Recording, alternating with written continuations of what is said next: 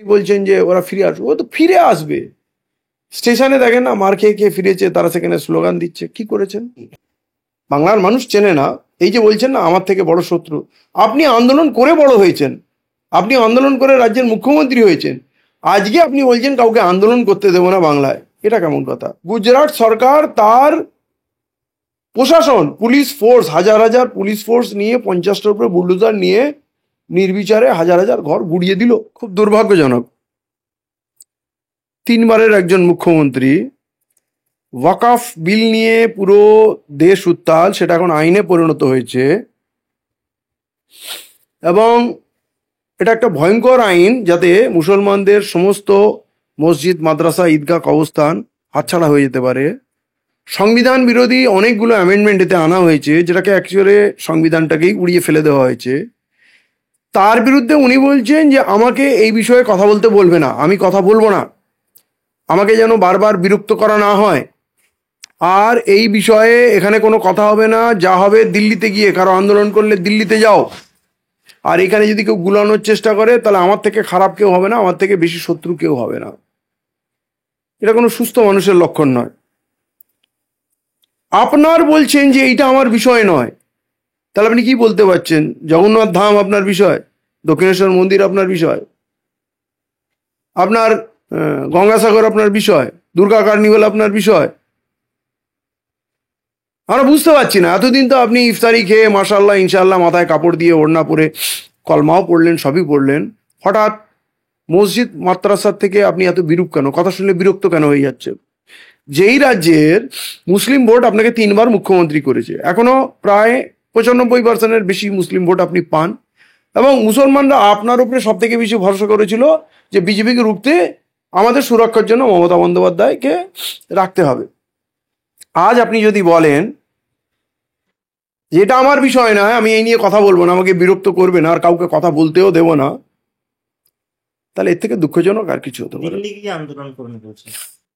এটাই তো একটা অবাস্তব ব্যাপার না। উনি কি আন্দোলন দিল্লিতে গিয়ে করেন? কারণ উনি রাজ্যে আছেন 3বারের মুখ্যমন্ত্রী। তাহলে আপনি যখন রাজ্য সরকারে চালাচ্ছেন, তাহলে নিশ্চয়ই রাজ্যের সমস্যা নিয়ে আপনি নিজের বিরুদ্ধে আন্দোলন করবেন না। আপনি যখনই আন্দোলন করবেন কেন্দ্রের বিরুদ্ধে, কেন্দ্রের 100 দিনের টাকা আটকে দেওয়া নিয়ে আন্দোলন করেছেন। সিএ যেটা বিল, সিএ 2019, আপনি তার বিরুদ্ধে আন্দোলন করেছেন, সেটাও কেন্দ্রীয় সরকারের বিল ছিল। তাহলে আপনি যখন আন্দোলন করছেন তখন ঠিক আছে, অন্য কাউকে আন্দোলন করতে দেবেন না। এটা যেমন স্বৈরাচারী, যেমন অগণতান্ত্রিক, সেরকমই আপনি এই ওয়াকফ বিলকে সমর্থন করছেন। আপনি যে বলছেন না আমরা পার্লামেন্টে বিলের বিরুদ্ধে ভোট দিয়েছি, তাহলে বিলটা পাস হয়ে গেল বলে ভোটাভুটিতে, যদি মোদিজির 10টা ভোট কম পড়তো তাহলে আপনি মোদিজির দিকেই ভোট দিয়ে দিতেন। পাস হয়ে যাচ্ছে বলে আপনাকে আর ভোট করতে হয়নি, এর আগে তো অনেক বিল আপনি ভোট করেছেন। তাহলে আজকে এই বিলের বিরুদ্ধে আপনি কেন কথা বলবেন না বা কাউকে বলতে দেবেন না? এরকম তো কখনো দেখিনি। তিনি বলছেন যে মমতা বন্দ্যোপাধ্যায় বলছেন যে রক্ষা করার দায়িত্ব মমতা বন্দ্যোপাধ্যায়, তিনি সেটা করবেন। আপনাকে কি করে বিশ্বাস করি? 26,000 ছেলের চাকরি চলে গেল। আপনি কি বলেছেন যে সুপ্রিম কোর্টের রায় এখানে চলবে না, আমি যেটা বলবো সেটাই ঠিক, তোমরা চাকরি করো, মাইনে মাসে মাসে নাও? আপনি বলেছেন বিনা পয়সায় পড়াতে।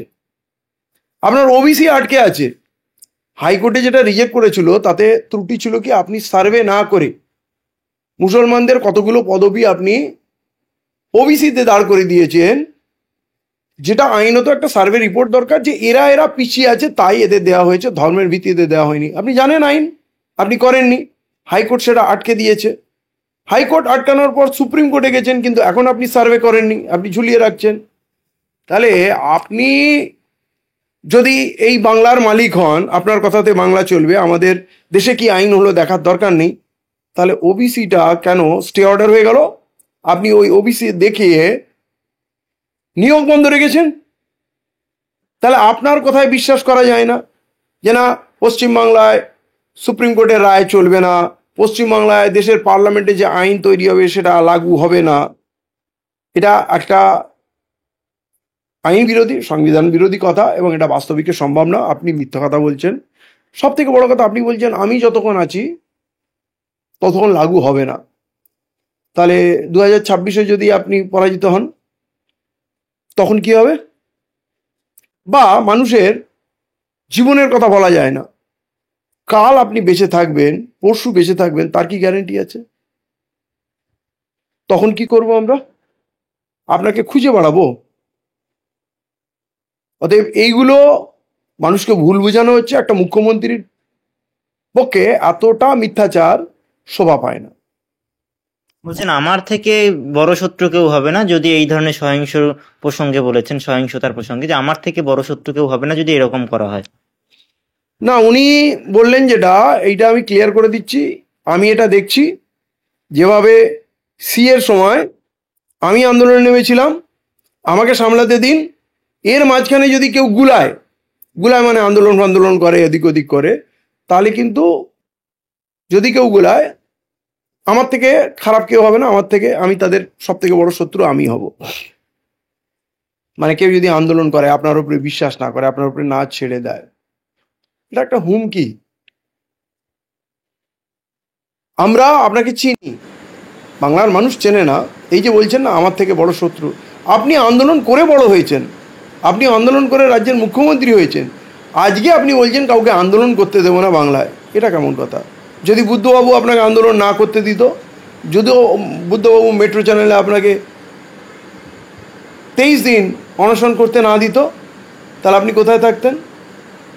আপনাকে সিঙ্গুর যেতে বাধা দেওয়া হয়েছিল, মনে আছে? সেই সন্ধ্যার পর বিধানসভা এসে হাতে সংবিধান নিয়ে, মানে সংবিধান মোতাবেক আপনি ভাঙচুর করেছিলেন। তখন আপনার সব ওই অর্জুন সিং অমুক জমুক যত ক্রিমিনালগুলো ছিল আপনার সঙ্গে ছিল, সেই ক্রিমিনাল বাহিনী নিয়ে বিধানসভায় আপনি করেছিলেন। শুধু আপনাকে একটা জায়গায় যেতে দেওয়া হয়নি, নন্দীগ্রামে। আর আজকে আপনি বলছেন আমি বাংলার কোথাও আন্দোলন করতে দেবো না, আপনাকে নন্দীগ্রামে আটকেছে। আপনার এত খারাপ লেগেছে, আপনি এসে সংবিধান হাতে নিয়ে বিধানসভা ভেঙেছেন। আজকে আপনি বলছেন বাংলার কোথাও আন্দোলন করতে দেবো না। আপনি বলুন আমরা কি ভাঙবো? সংবিধান নিয়ে ভাঙবো নাকি এমনি ভেঙে চুরমার করে দেবো? আপনি তো আমাদের শিক্ষাগুরু, আন্দোলনের শিক্ষাগুরু। আপনি বলুন আমরা কি ভাঙবো? অতএব পাস্ট ভুলবেন না। বামফ্রন্টকে, কংগ্রেসকে বাংলার মানুষ জিরো করেছে, আপনাকেও জিরো করে দেবে। অহংকার ভালো না। আপনি কি ছিলেন? টালিগঞ্জের খালদারে আপনি তো বড় হয়েছেন। আপনি কুইন এলিজাবেথ নন, আপনি পদ থেকে উঠেছেন। এত অহংকার, বাংলায় আমি কাউকে আন্দোলন করতে দেবো না। কি করবেন? সবাইকে গুলি করে মেরে ফেলবেন? সবাইকে জেলের মধ্যে পুরে দেবেন? বলুন না, খুলে বলুন না। আপনার থেকে নাকি ভয়ঙ্কর কেউ হবে না, আপনি তাদের জন্য সব থেকে বড় শত্রু।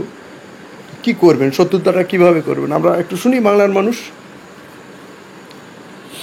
আমার মনে হয় না ওনার মানসিক স্থিতিশীলতা আছে, বয়স হয়েছে, ইরিটেট হয়ে যাচ্ছেন, বিয়ে শাদী করেননি, সংসার করেননি, প্রচণ্ড চাপে আছেন।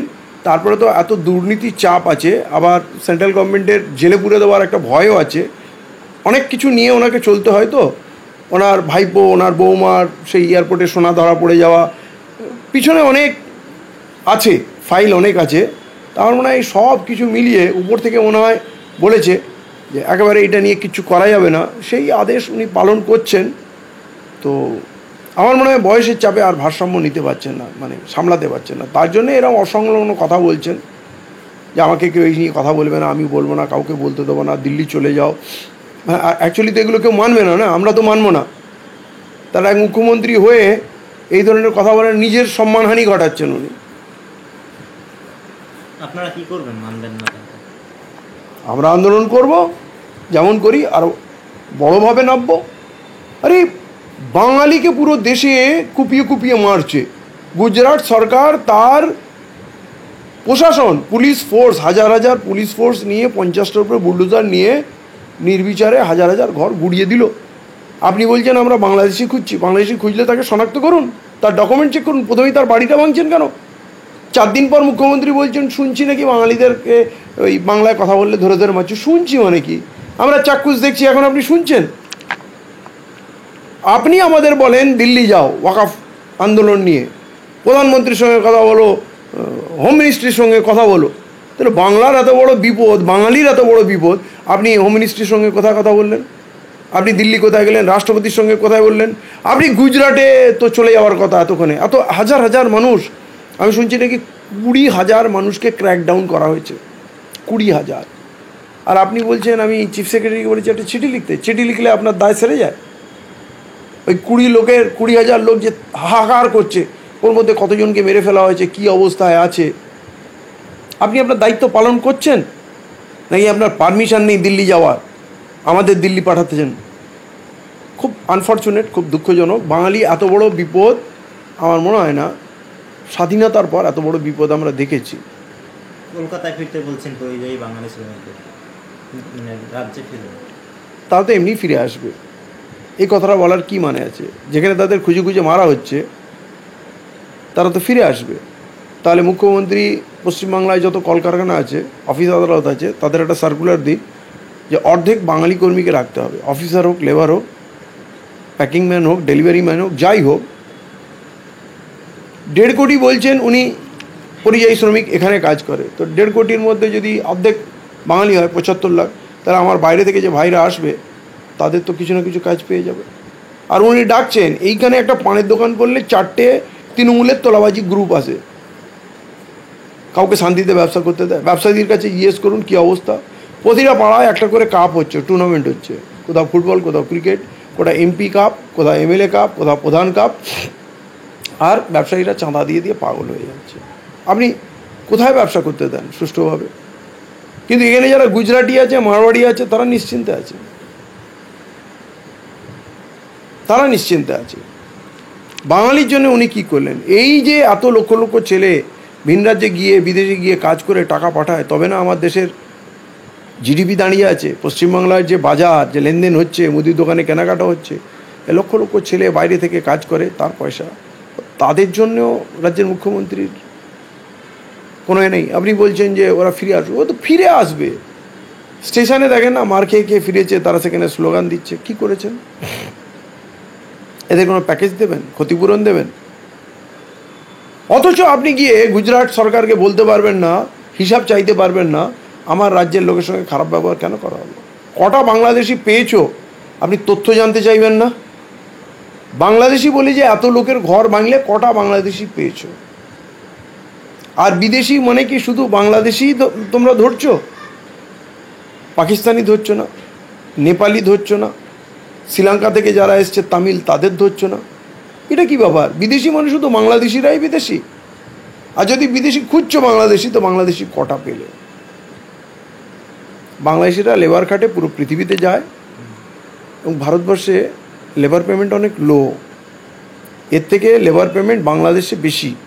একটা শ্রমিক বেশি রোজগার করে, এবং তারা যেগুলোতে যায়, সৌদি, ওমান, কাতার, হ্যাঁ, এগুলো যায়, এবং তারা ইউরোপে যায় বেশিভাবে, সেখানে অনেক ভালো টাকা রোজগার করে। বাংলাদেশের শ্রমিক এখানে আসবে কেন? আর যদি এসে থাকে তাহলে আপনি ধরে দেখান কত বাংলাদেশি শ্রমিক আপনি ধরেছেন। এখনও কোনো তথ্য পেয়েছেন কি? গুজরাট সরকার কি কোনো ডিক্লেয়ার করেছে? ইউপি সরকার ডিক্লেয়ার করেছে? বাঙালিদের মারছে, বলছে বাংলাদেশি ধরছে। তাহলে এইটা একটা বাঙালিদের প্রতি একটা বড় ষড়যন্ত্র। এবং আমরা আসামে মার খেয়েছি বাঙালিরা, ত্রিপুরায় মার খেয়েছি, পুরো ভারতবর্ষে এখন মার খাচ্ছি, কিন্তু মুখ্যমন্ত্রী বলছে বাড়ি ফিরে আসো। তাহলে বাড়ি যদি আপনি বাঙালিদের ফিরিয়ে নেন, তাহলে এখানে যারা অবাঙালি আছে তাদের কি বাড়ি ফিরাবেন? এটা কি কোনো সলিউশন যে বাড়ি ফিরে এসো? কেন আমি গুজরাটে থাকতে পারবো না? কেন তামিলনাড়ুতে, অন্ধ্রপ্রদেশে কেন থাকতে পারবো না? কেন কর্ণাটকে থাকবো না? কেন কাশ্মীরে থাকবো না? এ ভারতবর্ষে আমার অধিকার নেই? তাহলে মুখ্যমন্ত্রী একই কথা বলছেন, একই সলিউশন দিচ্ছেন, বাড়ি ফিরে আসো।